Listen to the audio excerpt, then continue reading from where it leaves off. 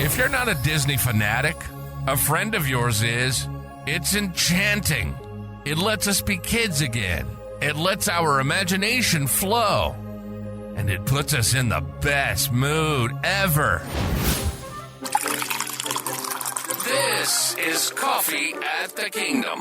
Pour yourself a cup of your favorite hot or iced beverage, and let's dive into the enchanting world of Disney. From the latest park updates to hidden gems at Disney Springs, we'll cover it all. Danielle Knoll is a former cast member turned avid Disney enthusiast. She's got the inside scoop on everything from the parks to the silver screen.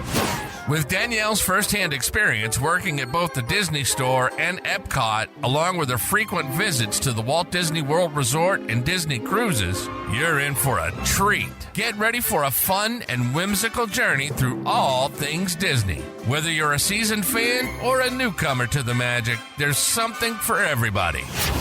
Welcome to Coffee at the Kingdom, where the magic never ends and every sip is a sprinkle of pixie dust. Now, here's Danielle.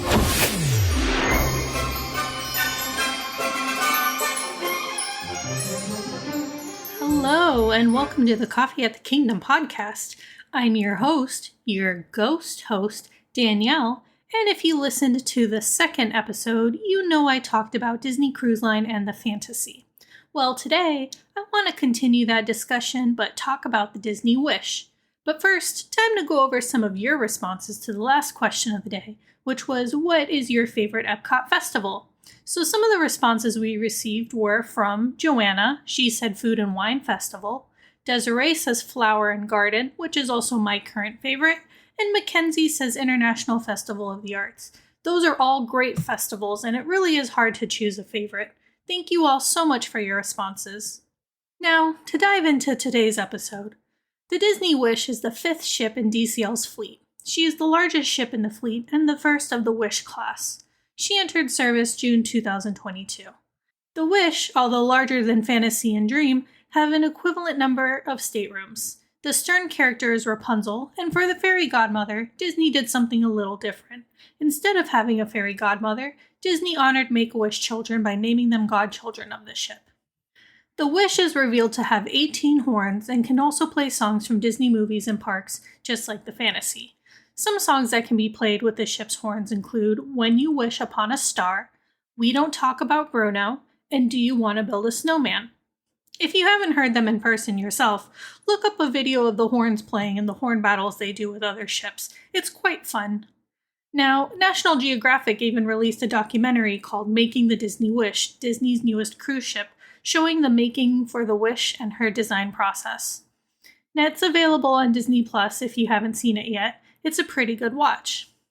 Now that you've had a brief overview of the ship, let's get into the details. Just like the second episode where I talked about the fantasy, we're going to get started by talking about the food/dining options. The Wish features 3 rotational dining restaurants. They are 1923, Worlds of Marvel, and Arendelle, a frozen dining adventure.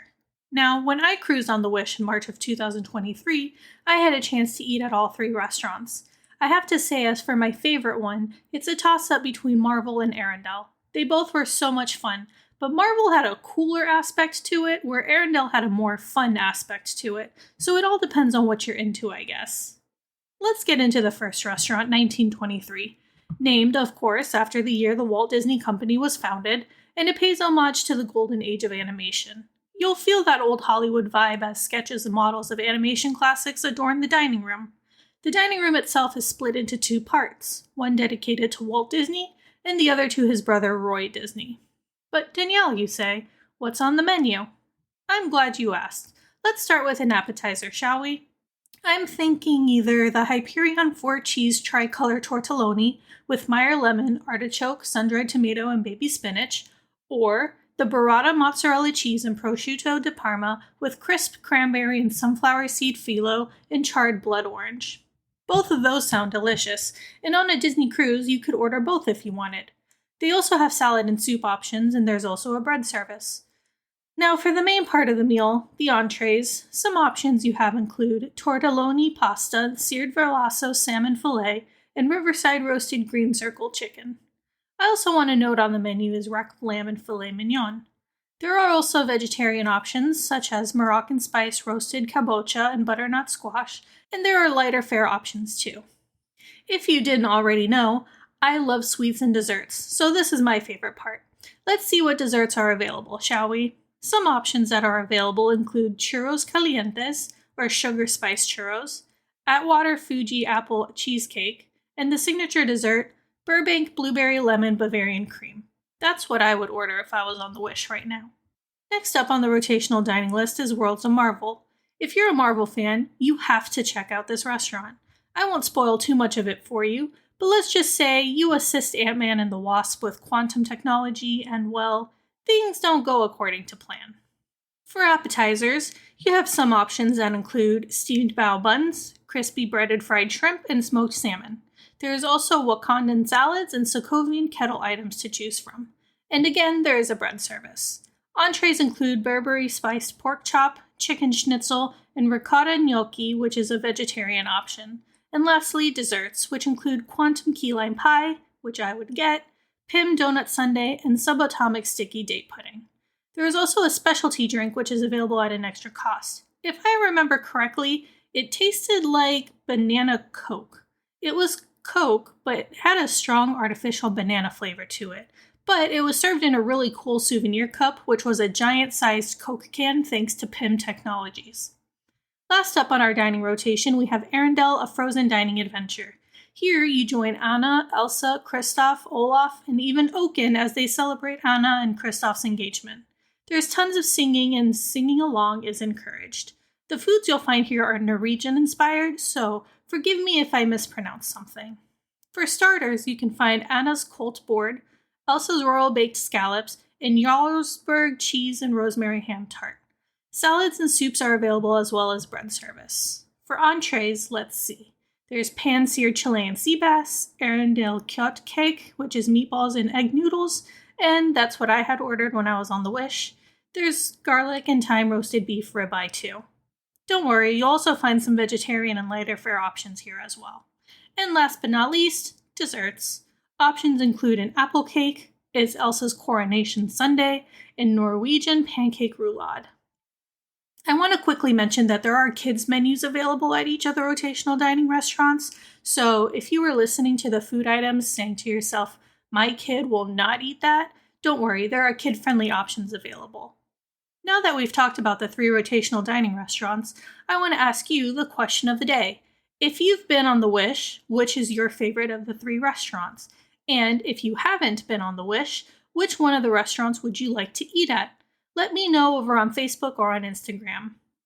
Next up, we have Marceline Market, open for breakfast and lunch. Named, of course, after Walt Disney's childhood hometown in Missouri, Marceline Market is a fast casual walk-around dining experience. If you listen to the fantasy episode, or you've been on fantasy before, you know about cabanas. Well, Marceline Market is a little different than cabanas, as it is a food hall inspired by popular marketplaces around the world. Overall, there are 10 food stalls. Additionally, as the fantasy had Flo's Cafe, on the Wish you will find Mickey and Friends Festival of Food. This consists of a few various quick service locations offering a variety of cuisines from Mexican to Italian.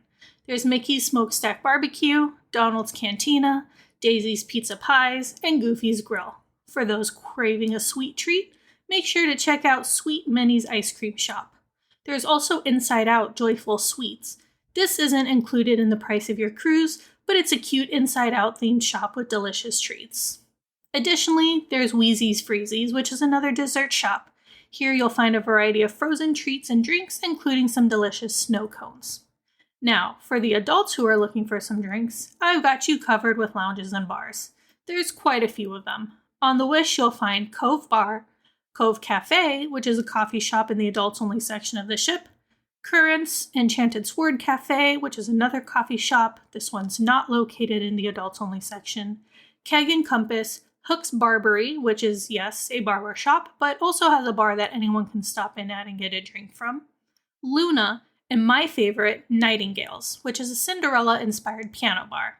Here you'll find the signature cocktail, the Sweet Nightingale, from the song Sing Sweet Nightingale in Cinderella, This cocktail is made from Hendrick's Amazonia gin, passion fruit, rosemary, and mint, served in an adorable glass bird.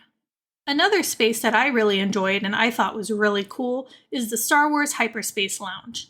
During the day, this space is family-friendly, but at night it turns into an adults-only area. Here you'll find signature drinks themed after the Star Wars saga. The whole room is themed, and occasionally you jump into hyperspace. And if you've got money just burning a hole in your pocket, there is a $5,000 drink. Yes, I said $5,000. Although there is an automatic 18% gratuity applied to it, so it makes the drink $900 more expensive. The drink is called the Kyber Crystal, and it actually is 4 drinks worth and comes with 4 cups. This is going to be a mouthful, and I'm not well versed on alcohols, so bear with me if I butcher some of the names I'm about to say. The drink itself is made of Camus Cognac 4.160, if that means anything to you all, Yuzu and Kumquat, and Grand Marnier Quintessence.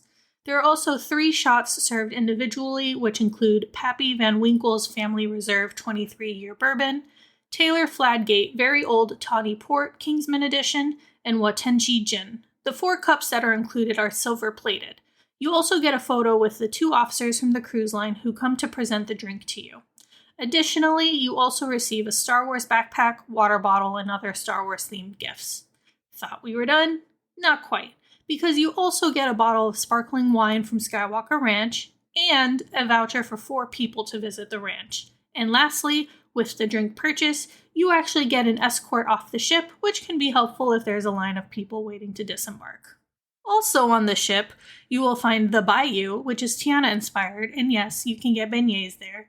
There is also the Lookout, the Rose, and the Wishing Star Cafe. Now we get to the 2 dining options that are a separate cost and adults only. Palo Steakhouse and Enchanté by Arnaud Lallemant. Now, I'm not going to get into the details about Palo brunch and dinner because I already covered Palo when I did my fantasy episode, which was episode 2. So you can go give that a listen if you want to know more about Palo. The Wish, however, has Enchanté, whereas the fantasy had Remy, so I'll talk a little bit about that. Enchanté, as I stated, is an adults-only restaurant that is themed after Beauty and the Beast. Just like with Palo, there is a dress code of sorts to dine here. You are asked to come in formal or semi-formal attire, although dress casual with a polished look is permitted. T-shirts, swimwear, and sports attire are not permitted. Reservations are required and, of course, subject to availability. Enchanté has both a brunch and dinner option. My mom and I did the brunch option when we went on the Wish, and it was definitely an experience. The brunch is a 5-course experience that costs $75 per person.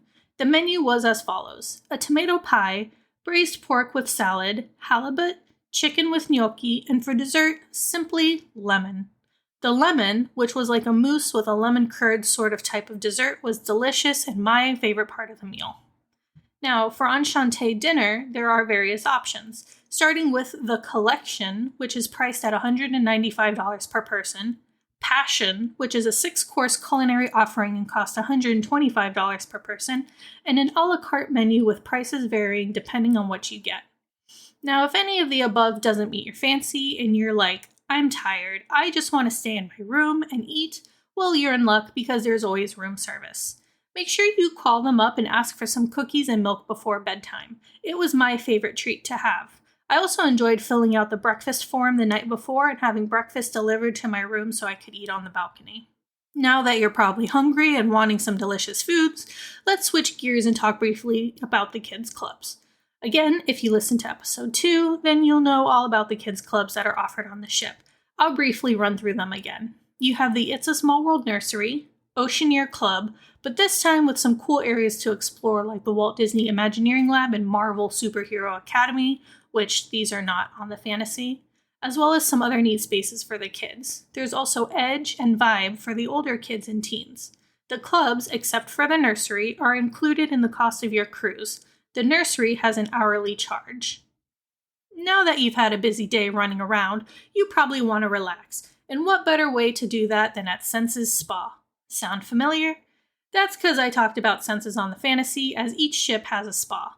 I'll go into it a little bit here though. Senses provides tranquility, pampering, and relaxation with a multitude of spa and beauty treatments where adults can indulge in a rich selection of therapies specifically designed to soothe and invigorate.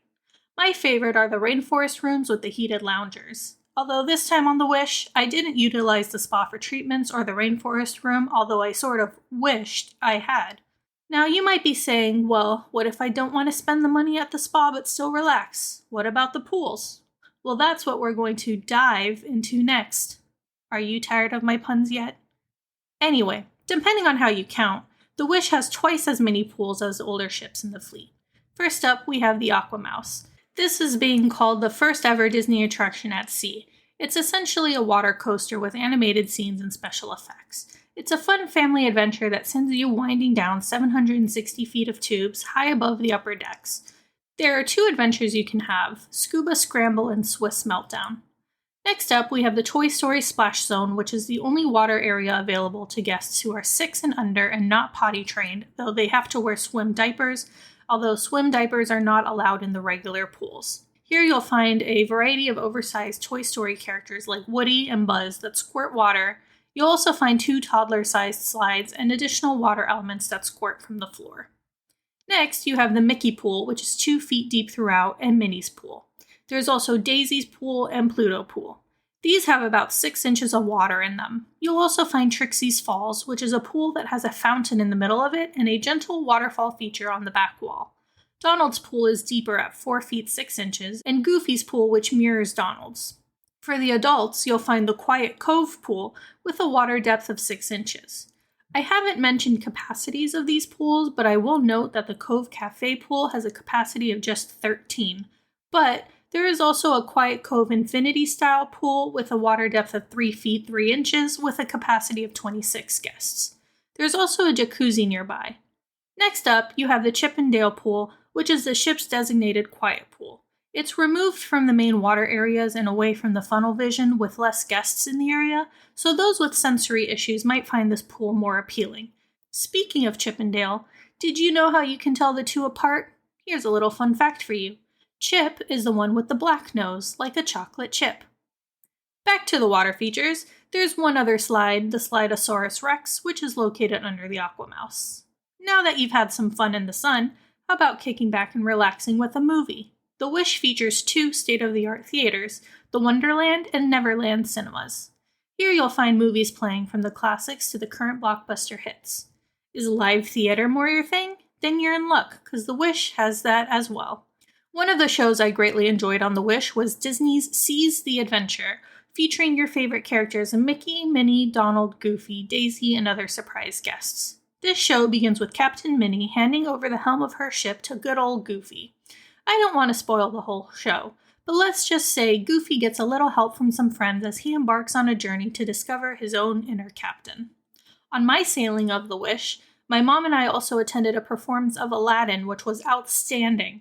The visual and practical effects utilized during the performance were equivalent to what you would find on Broadway. Now, aside from the shows, you might be asking, well, what else is there to do on the ship? Well, there are always a bunch of activities to be found like trivia, learning to draw characters, and various games. There are usually always just a first come first served basis in various locations around the ship, so no reservations needed.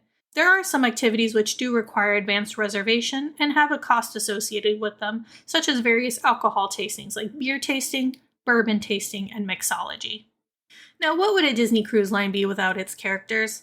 You've already seen some friends if you watched the Let's Set Sail party, where the live stage show Seize the Adventure, but throughout your cruise you'll find plenty of characters to meet and greet with. My favorite was meeting Cinderella. Who would have guessed, right? I also enjoy meeting Mickey and Minnie during the various themed days. Let's Set Sail party, you ask? Yep, it's the deck show that happens as the cruise leaves port the first day. Captain Minnie and friends welcome you aboard the Wish, and there's a whole deck party that goes on, capped off with the ship blowing its horns. It's really quite a lot of fun and gets you super pumped for the cruise. I want to briefly also mention themed nights, such as Pirate Night. Pirate Night is a lot of fun. Guests dress up like pirates, as do the characters. There's 2 stage shows on the deck, and there's even a special dinner menu themed for Pirate Night. The last thing I want to touch upon are themed sailings, which is different from themed nights. Now, most of the longer cruises have themed nights, but there are actual themed sailings such as Marvel Day at Sea, Star Wars Day at Sea, Pixar Day at Sea, and special Halloween and Christmas time themed sailings. Listen to episode 2 where I talk more about Star Wars Day at Sea my husband and I went on the Fantasy. Lastly, I want to mention door decor and fish extenders. You will notice many people decorate their doors with magnets of all sorts, usually Disney and cruise related. I enjoy doing this and have special magnets I bought for my sailings, which you can find pictures of on my Instagram and Facebook. Fish extenders is basically a gift exchange you do with others on the ship. You'll see people hang their fish extenders, called that because the pouches are hung from the fish-shaped plaques next to the doors, and other people participating in fish extenders leave little gifts for you, and you do the same. This is not a requirement, and is simply something fun and extra some people choose to do. You can find plenty of Facebook fish extender groups and more info about it online. This is something I have not done myself. Man, oh man, that was a lot of information. I hope you're still with me. If you're still here and hearing this, that means you've made it to the end of the episode, so thank you so much. Thank you for joining me and listening in. I really appreciate it. I hope you enjoyed this in-depth look at the Disney Wish. If you haven't already, go ahead and give me a follow over on Instagram at Disney_dreaming_71 and on Facebook at Coffee at the Kingdom Podcast. Tune in to the next episode where I talk about Disney news you'll want to hear about, including the Disney Movie Club, Disney video games, and what to expect if you're planning a visit to Disney in 2025. If you loved this episode, go ahead and leave a review on Apple Podcasts or Spotify or wherever you listen to this podcast and share it with other Disney lovers in your life. All right, everyone. As Tigger would say, ta-ta for now.